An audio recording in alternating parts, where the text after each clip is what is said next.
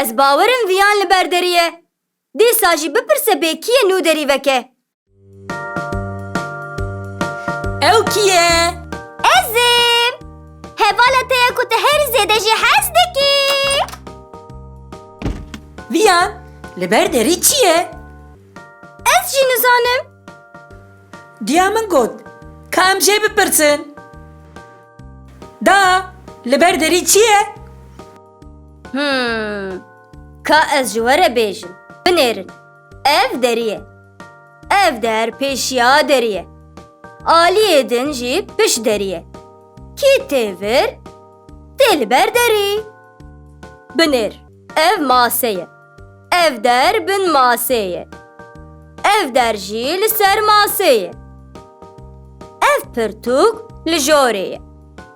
Ev pirtûk jî li jêrê ye. Binêr. Ev guldank e. Ev kulîlk di guldankê de ye. Ev kulîlk jî ne di guldankê de ye. Ev kursî li kuncikê odê ye. Ev xalî jî tam li nîvê odê ye. Pêşiya derî, piş derî. Li bin masê, li ser masê. Li jorê, li jêrê. Di guldankê de, ne di guldankê de.